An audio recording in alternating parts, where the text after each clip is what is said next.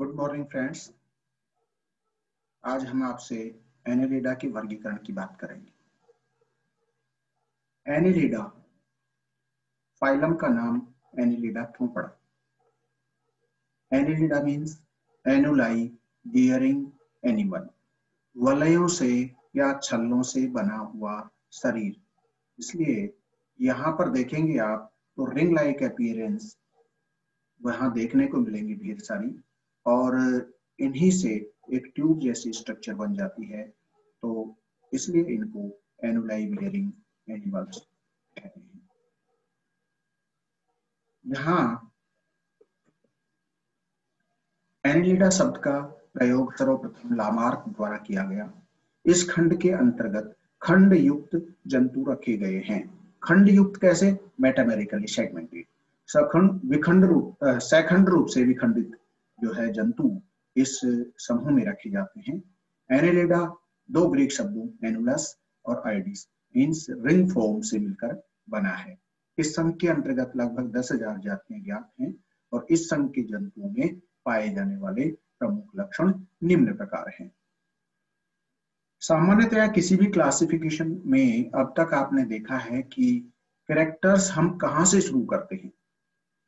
आपने देखा होगा हैबिटेट से हम बात शुरू करें और उसके बाद में ग्रेजुअली हम उसके सिस्टम्स को लेते चलते हैं। तो ऐसी स्थितियां अगर देखने को मिलती हैं तो हम उनको मेटामेरिकली सेगमेंटेड या उनके कैरेक्टर्स को जो है हम यहाँ पे देखेंगे। इस संख्या में आने वाले जंतुओं का शरीर खंडित, लंबा एवं क्रमिक आकार का होता है। प्रत्येक खंड वलय जैसा होने के कारण इन्हें एनुलिडा या एनुलस या रिंग, एनुलस का मतलब रिंग कहा जाता है। प्राणियों के विकास क्रम में अगर हम देखें तो यहाँ पर देवगुहा का उदय सर्वप्रथम इन जंतुओं में हुआ है। मीन्स सीलोम का इवोल्यूशन अगर हम देखते हैं तो सबसे पहले ट्रू सीलोम एनेलिड्स में देखने को मिलती है। सामान्यतया ये फ्री लिविंग एनिमल होते हैं। ये मल्टीसेलुलर, ट्रिप्लोब्लास्टिक, बाइलेटरली सिमेट्रिकल और ट्रू सीलोमेट जंतु होते हैं। इनके शरीर में अनेक खंड उपस्थित होते हैं, जैसा कि मैंने पहले भी बताया, मेटामेरिकली सेगमेंटेड जंतु होते हैं। इनके शरीर भित्ति बॉडी वॉल में कई परतें होती हैं। सबसे बाहर क्यूटिकल देखने को मिलती है। क्यूटिकल के नीचे एपिडर्मिस, उसके नीचे सर्कुलर मसल फाइबर्स की एक परत होती है और फिर लॉन्गिट्यूडिनल मसल फाइबर्स की एक परत होती है। अब कहीं सर्कुलर मसल्स भी देखने को मिल रही है, लॉन्गिट्यूडिनल मसल्स भी देखने को मिल रही है। इनका क्या फंक्शन होगा उसकी भी बात करेंगे हम, लेकिन उससे नीचे सबसे अंदर की तरफ हमें पैराइटल पेरिटोनियम भी देखने को मिलती है। Parietal layer of coelomic epithelium, यहाँ पर हम कहें पैराइटल पेरिटोनियम की लेयर देखने को मिलती है। क्यूटिकल का स्तर जो होता है बहुत पतला होता है। इसकी शरीर पर सूप पाए जाते हैं, सीटी पाई जाती है और सीटी और किसी में पैरापोडिया भी देखने को मिलेंगे, पर इनका यूज क्या है? सीटी या पैरापोडिया जहां पर भी देखने को मिलते हैं तो उनका यूज जो है लोकोमोशन में होता है। शरीर की दीवार और आहार नाल के बीच में सीलोम देखने को मिलती है। हमने पहले ही बात की थी कि ट्रू सीलोम है तो मीजोडर्म से आश्रित होगी। ऑर्गन सिस्टम का बॉडी ऑर्गेनाइजेशन देखने को मिलता है। एलिमेंट्री कैनाल कंप्लीट होती है और सर्कुलेटरी सिस्टम क्लोज टाइप का होता है। बंद परिसंचरण तंत्र देखने को मिलता है। बंद परिसंचरण और खुला परिसंचरण तंत्र में आपको अंतर समझ में आ जाएगा जैसे ही हम नेक्स्ट ग्रुप की बात करेंगे। तो यहाँ पर बंद परिसंचरण तंत्र है और आर्थ्रोपोडा में हम खुले परिसंचरण तंत्र की बात करेंगे। इसमें हीमोग्लोबिन जो है आरबीसी में न होकर प्लाज्मा में घुला रहता है। तो जहां हीमोग्लोबिन आरबीसी में नहीं होकर प्लाज्मा में घुला रहता है तो वहां उसकी दक्षता कम हो जाती है।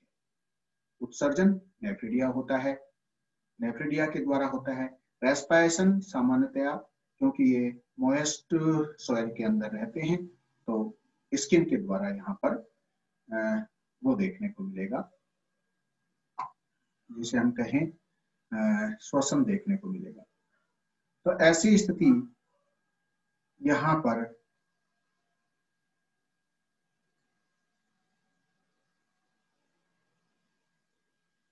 तंत्रिका तंत्र की बात करते हैं तो यहाँ पर सेरेब्रल गैंग्लियन जो है वो देखने को मिलेगा। और सेरेब्रल गैंग्लियन की बात कहें तो सेरेब्रल गैंग्लियन और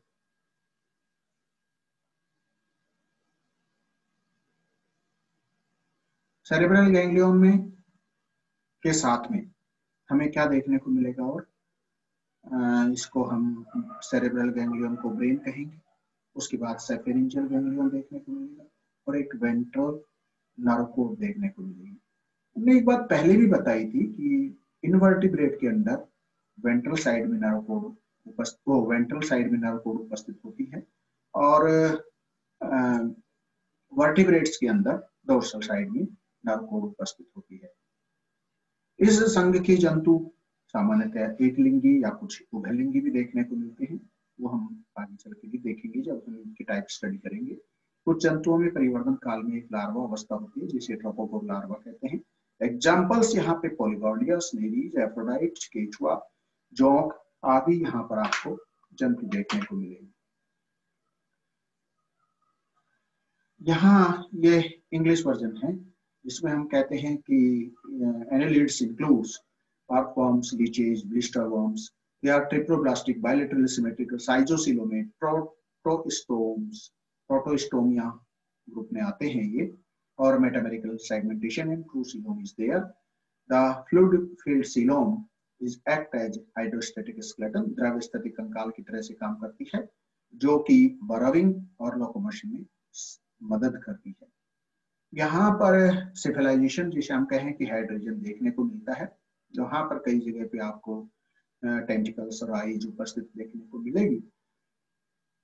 एनालिड्स एग्जिबिट होमोनोमस मेटामेरिज्म, हमने यहाँ पे कही कि मेटामेरिकल सेगमेंटेशन देखने को मिलती है। बॉडी वॉल में हमने बताया आपको सबसे बाहर क्यूटिकल, एपिडर्मिस, डर्मिस, मस्कुलेचर देखने को मिलती है। पैराइटल पेरिटोनियम देखने को मिलती है। काइटिनस ब्रिस्टल्स जो है वो यहाँ उपस्थित होती है एपिडर्मिस में, और जिन्हें हम सीटी कहते हैं। और बॉडी कैविटी इज साइजोसिलोम देखने को मिलती है, और जो कि साइजोसिलोम कैसे बनती है हमने ये बात सिलोम के डेवलपमेंट की बात की थी आपसे। एलिमेंट्री कैनाल स्ट्रेट होती है, मस्कुलर टाइप की होती है। इसमें डाइजेस्टिव ग्लैंड्स जो हैं वो उसकी डाइजेस्टिव एलिमेंट्री कैनाल की भित्ति के अंदर उपस्थित होते हैं। और गैसियस एक्सचेंज जो होता है, रेस्पिरेटरी गैसियस एक्सचेंज जो होता है वो डिफ्यूजन के द्वारा through body wall and gills जो है उनके द्वारा देखने को मिलता है।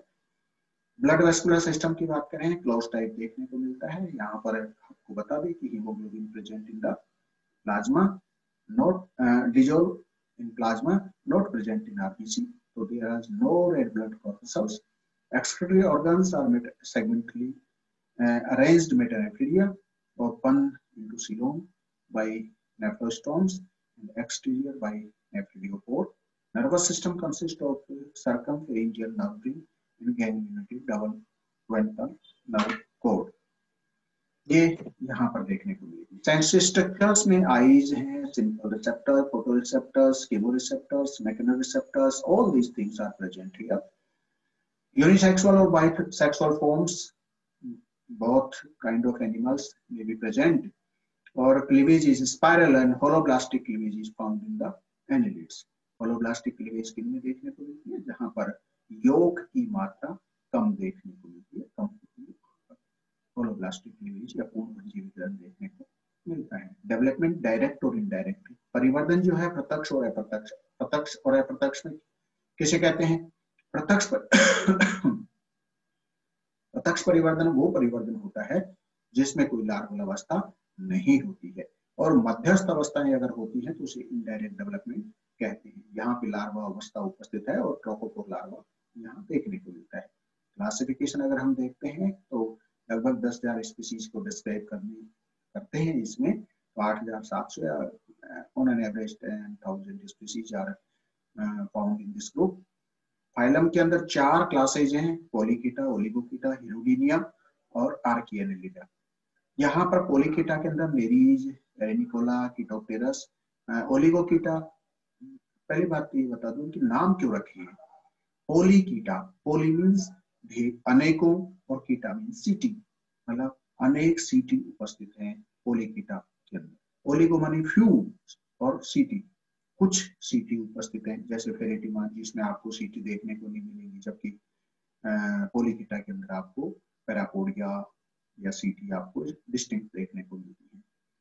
और फेरेटिमा लंबरिकस और ट्यूब फिश के अंदर ऐसा नहीं देखने को मिलता है, सीटी बड़ी नहीं होती है, त्वचा में धसी हुई रहती है। 1/3 पार्ट लगभग बाहर होता है जो कि, और 2/3 पार्ट अंदर धसा हुआ होता है। हिरुडीनिया जिसके अंदर लोकोमोटरी ऑर्गन्स नहीं देखने को मिलते हैं, सामान्यतः पैरासाइट होते हैं, जिसमें हिरुडिनेरिया और हिरुडो जिसे लीच और जौंक कहते हैं वो यहाँ देखने को मिलती है। पॉलीगॉडियस और डायनोफीटस और प्रोटोड्रिलस यहाँ आर्कियनलिडा के अंदर देखने को मिलेगी। आपको पूरी पहला एग्जांपल नेरीज का, दूसरा यहाँ पर आर्थम का, तीसरा ये जो है हिरुडीनिया का देखने को मिलेगा। यहाँ पर डिस्टिंक्ट हेड देखने को मिलता है, यहाँ पर हेड जो है वो क्रोडोस्टोमिया और इस सब के अंदर देखने को मिलता है। यहाँ पर हेड गायब हो गया और केवल suckers anterior and posterior suckers are present in this group. Polychaeta, यहाँ पे कहते हैं पोली मीन्स मैनी और चीटी मीन्स हेयर्स, अनेक माने ढेरों ब्रिस्टल्स होंगे। तो they are commonly called blister worms or they are most diverse groups of annelids. These animals are chiefly marine and some freshwater forms are also present. सभी जगह देखने को मिलेंगी, समुद्री जल में और स्वच्छ जल में भी देखने को मिलती है। सेगमेंटेशन यहाँ पर external as well as internal segmentation देखने को मिलेगा, means metabolic segmentation is there. These animals have distinct head with eyes, palps and tentacles. They also have numerous setae and lateral parapodia.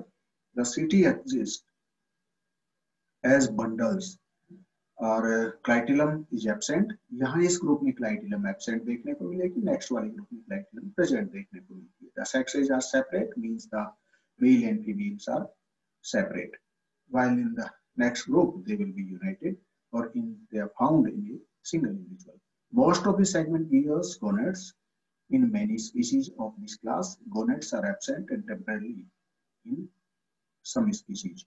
Gametes are shed off into coelom and are spawned through the metanephridia. Fertilization is external and development includes trophophore larva. Here is direct development. और Nereis, एरेनिकोला और कीटोप्टेरस इस तरह के example हैं जहां पर ये चीज देखने को मिलती है। ओलिगोकीटा, ओलिगो मीन्स फ्यू और कीटी मीन्स हेयर्स। तो जहां पर फ्यू हेयर्स देखने को मिलते हैं, तो this class includes terrestrial earthworms and many other freshwater marine forms. Segmentation of these animals in both external and internal appendages are absent. In the animals belonging to this class, head is distinct without appendages. Only few setae are present embedded in the skin. Parapodia are absent. Clitellum develop as sexual maturity. This clitellum will be glandular. Clitellum help full information of cocoon. Cocoon निर्माण में क्लाइटिलम का महत्वपूर्ण योगदान होता है ओलिगोकीटा के अंदर, जिसमें फॉर्म आता है। These animals are hermaphrodite with testis anterior to ovary, or gonads are confined only to some genital segments. Gonads are present. Fertilization is external and development is direct. There is no larval stage in oligokita. Keratima, lubricus, tubifex, ये सब उदाहरण यहाँ पर आपको देखने को मिलेंगे दूसरी क्लास के अंदर। तीसरी class Hirudinea. Hirudinea, Hirudo means leech. तो जहां लीच शामिल होती है वहां पर आपको ये ग्रुप के अंदर लीच शामिल होती है।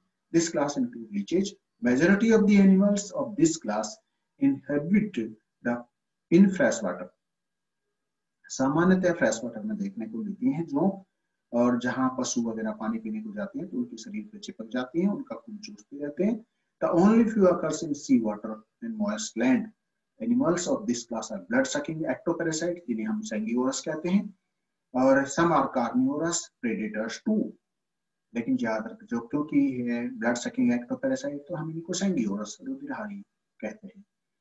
The number of segments in these animals is fixed in 33 number. हिरुडिनिया group की खास बात है कि इनकी बॉडी के अंदर 33 सेगमेंट फिक्स होते हैं, खंडों की संख्या निश्चित है। हालांकि एनुलाई आपको बहुत सारे देखने को मिलेंगे, पर there is no external as well as internal segmentation is there except the 33। 33 के अलावा उनमें ऐसा नहीं देखने को मिलेगा कि वो अंदर तक पट जो है विभाजित होती है। पट की संख्या यानी हम खंडों की संख्या 33 ही है।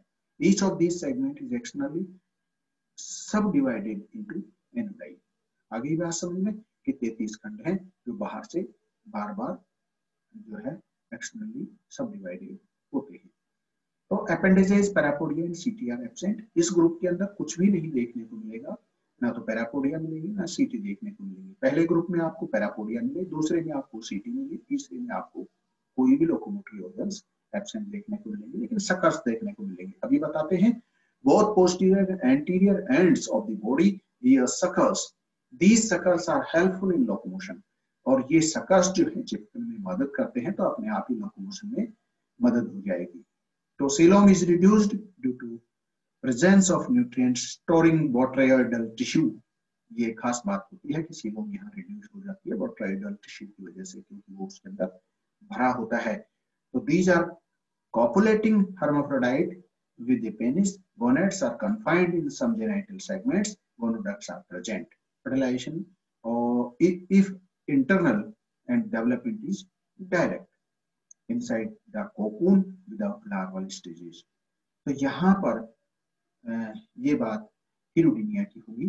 इसमें एग्जाम्पल्स अगर हम शामिल करते हैं तो हिरुडिनिया, हिरुडो, ये सब एग्जाम्पल्स आपको यहाँ देखने को मिलेंगे। चौथा ग्रुप बहुत छोटा ग्रुप होता है archiannelida. Archi means first, arch is first. तो ये क्लास जो है जिसके अंदर about a dozen of genera is present in this class. These are small marine worms. The segmentation in these animals is chiefly internal. No parapodia or CT are present. Sexes are usually separate. Development includes trophophore larva. तो यहाँ पर ट्रोपोफोर larva देखने को मिलता है, लेकिन कोई सीटी नहीं देखने को मिलती है। सेक्सेस सेपरेट देखने को मिलते हैं। यहाँ पर चीफली इंटरनली जो है सेगमेंटेशन देखने को मिलता है। मैरीन फॉर्म्स होती हैं पोलिगोडियस, डायनोफिलस और प्रोटोड्रिलस, ये इसकी एग्जांपल है। This is all about the Archaeannelida or the as a whole. This is all about the Annelida. So thank you very much. Thanks a lot.